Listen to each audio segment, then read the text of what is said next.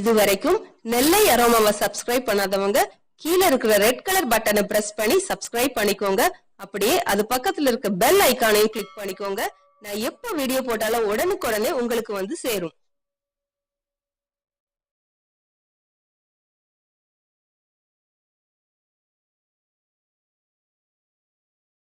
Welcome to Nellai aroma. இன்னைக்கு நம்ம நெல்லை அரோமால பார்க்க போறது குழந்தைங்க ஸ்பெஷல் வெஜ் புல்லட். இந்த வெஜ் புல்லட்டுக்கு நான் முக்கியமா மெயினா யூஸ் பண்ணிருக்கிறது கேரட். இதை கேரட் லோடட் புல்லட் அப்படின்னு கூட சொல்லலாம். இன்னைக்கு நம்ம பார்த்தோம்னா குழந்தைங்களுக்கு வெஜிடபிள் கொடுக்கவே நம்ம ரொம்ப ஸ்ட்ரகிள் பண்ண வேண்டியிருக்கு. லஞ்ச் பாக்ஸ்ல அடைச்சு விட்டு அவங்க ஸ்கூல்ல சாப்பிட்டாங்களா இல்லையான்னு கூட நமக்கு தெரியாது. அந்த வெஜிடபிள்ஸை நம்ம கண் முன்னாடியே நம்ம குழந்தைங்க சாப்பிட்டா நமக்கு கொஞ்சம் திருப்தியா இருக்கும், கொஞ்சம் சத்துக்கள் கூட போய் சேரும். அதனாலதான் ஸ்பெஷலா இந்த குழந்தைங்களுக்காகவே இதை நான் போஸ்ட் பண்றேன். இதுக்கு முன்னாடி கூட நான் கேரட் கீர் போட்டிருக்கேன். அதுவும் நல்ல சத்தானது. அது ரொம்ப டேஸ்டா இருக்கும், சத்தா இருக்கும், இனிப்பா இருக்கும். அதனால அதை குழந்தைங்களுக்கு நீங்க ட்ரை பண்ணுங்க. இப்போ இந்த கேரட்டை வெஜ் புல்லட்டை பத்தி பார்க்கலாம். இந்த கேரட்ல இருக்கிற பெனிஃபிட்ஸ் அமேசிங். அதனோட சத்துக்கள் ஏராளம். அதை விட நம்ம குழந்தைங்களுக்கு விட்டமின் ஏ இதுல ரொம்ப அதிகமா இருக்கு. இப்பெல்லாம் பாத்தீங்கன்னா 90% பிள்ளைங்க கண்ணாடி தான் போட்டிருக்காங்க. என் பிள்ளைகள் 2 பேர் கூட கண்ணாடி தான் போட்டிருக்காங்க சின்ன வயசுல இருந்தே. ஸோ அதை நம்ம ரெக்டிஃபை பண்ணணும் அப்படின்னா இந்த கேரட் கண்டிப்பா குழந்தைங்களுக்கு கொடுத்தே ஆகணும். இதுல விட்டமின் ஏ ரொம்ப அளவுக்கு அதிகமா இருக்கு. கண் பார்வைக்கு ரொம்ப நல்லது. அதனால கண்டிப்பா நீங்க குழந்தைங்களுக்கு கேரட் கொடுக்கறத பழக்கப்படுத்துங்க. இப்படி நேர நீங்க சூப்பாவோ பொரியலாவோ செஞ்சு கொடுத்தா சாப்பிடவே மாட்டாங்க. அதனால வித்தியாசமா ட்ரை பண்ணி நீங்க கொடுத்து பாருங்க. சரி, இப்போ வெஜ் புல்லட் எப்படி செய்யலாம்னு பார்க்கலாம் வாங்க. இப்போ இந்த புல்லட் எப்படி செய்யலாம்னு பார்க்கலாம். ஒரு மிக்சிங் பவுல் எடுத்துக்கோங்க. இந்த மிக்சிங் பவுல்ல 2 கப் துருவன கேரட், இது கூட 1 கப் முட்டைகோஸ், துருவன முட்டைகோஸ், 1 கப் மசித்த உருளைக்கிழங்கு, வேக வைத்து மசித்த உருளைக்கிழங்கு,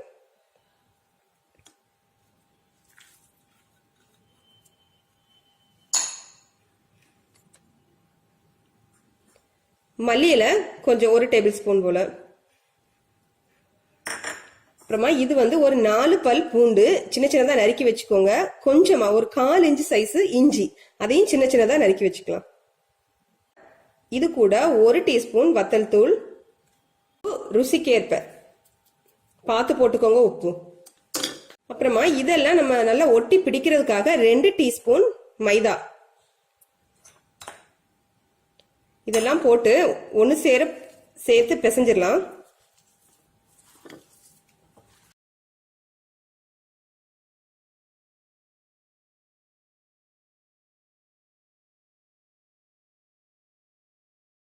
இப்ப இதை நல்லா பிசைஞ்சாச்சு. இது நல்லா சிலிண்ட்ரிக்கல் ஷேப்ல நம்ம உருட்டி எடுத்துடலாம். சின்ன சின்னதா புல்லட் மாதிரி.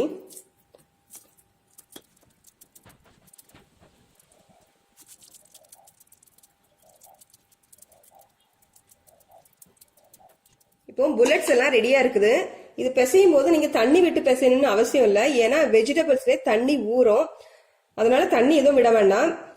கொஞ்சம் அதாவது இந்த வெஜிடபிள்ஸ்ல ஊறுற தண்ணியே கொஞ்சம் அதிகமா இருக்குன்னு தோணுச்சு அப்படின்னா ஒரு 10 நிமிஷம் நீங்க ஃப்ரிட்ஜ்ல வச்சு எடுத்துருங்க. இப்படி உருட்டினதுக்கு அப்புறமா 10 நிமிஷம் ஃப்ரிட்ஜ்ல வச்சு எடுத்துருக்கேன். எனக்கு கொஞ்சம் தண்ணியா இருக்கிற மாதிரி இருக்கு. அதனால ஒரு 10 நிமிஷம் ஃப்ரிட்ஜ்ல வச்சு எடுத்துட்டு அப்புறமா பொரிக்கலாம். இப்போ இதை ஃப்ரிட்ஜ்ல வச்சுட்டு வந்துடுறேன். ஃப்ரிட்ஜ்ல இருக்கட்டும். அதுக்கு கோட் பண்றதுக்கு நம்ம மாவை ரெடி பண்ணிடலாம். ஒரு மிக்சிங் பவுல் எடுத்துட்டு அதுல 3 டேபிள் ஸ்பூன் மைதா,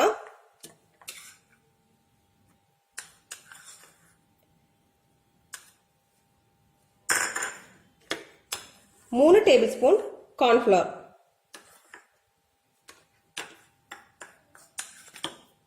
அப்புறமா இது கூட ஒரு 1/4 டீஸ்பூன் மிளகுத்தூள், கொஞ்சமா உப்பு, இது போட்டு தண்ணி விட்டு கலந்துடலாம்.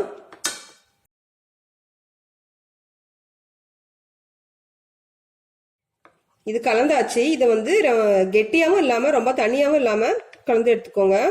அப்புறமா பிரெட் கிராம்ஸ், அந்த புல்லட்டை புரட்டி பொரிக்கிறதுக்காக பிரெட் கிராம்ஸ் இருந்தா பிரெட் கிராம்ஸ் எடுத்துக்கோங்க. அப்படி இல்லைன்னா ரஸ்க பொடி பண்ணி எடுத்துக்கோங்க.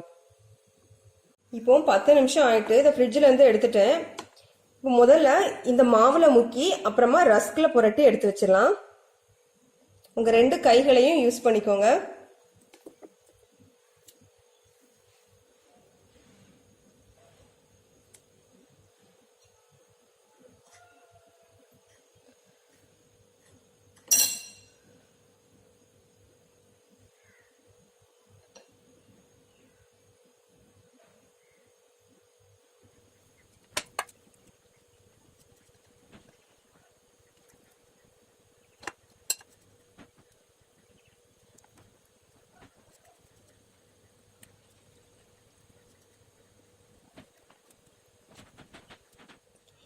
இப்போ நம்ம புல்லட்ஸ் எல்லாம் சுடுறதுக்கு ரெடியா இருக்கு. வாங்க இப்போ சுட்டு எடுத்துடலாம். பேன் அடுப்புல வச்சு அடுப்பை ஆன் பண்ணிக்கோங்க. பேன் காஞ்சதும் அதுல எண்ணெய் விட்டுறலாம்.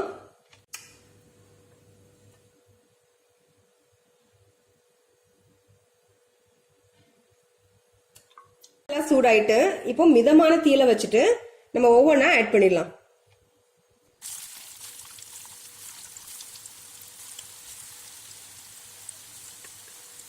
ஒரு பக்கம் வெந்ததும் மெதுவா நம்ம அடுத்த பக்கம் திருப்பி போட்டுடலாம்.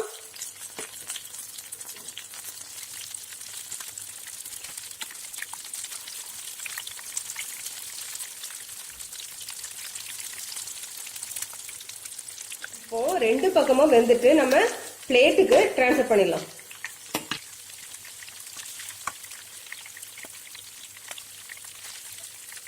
நம்ம வெஜ் புல்லட்ஸ் எல்லாம் ரெடி ஆயிட்டு இது நல்ல வெளியே கிறிஸ்பியாகவும் உள்ள சாஃப்டாகவும் நல்ல டேஸ்டா இருக்கும். அது கேரட் போட்டுக்கிறதுனால நல்ல லைட்டா இனிப்பு டேஸ்டோட உங்க குழந்தைங்களுக்கு கண்டிப்பா ரொம்ப பிடிக்கும். இந்த மாதிரி ரெசிபிகள் உங்களுக்கு வேணும்னா நீங்க பண்ண வேண்டிய ஒன்னே ஒன்று சப்ஸ்கிரிப்ஷன். மறக்காம என்னோட சேனலை சப்ஸ்கிரைப் பண்ணி வச்சுக்கோங்க. உங்களுக்காக நிறைய ரெசிபிகள் காத்துட்டு இருக்கு. Please subscribe my channel and support my channel. Thank you.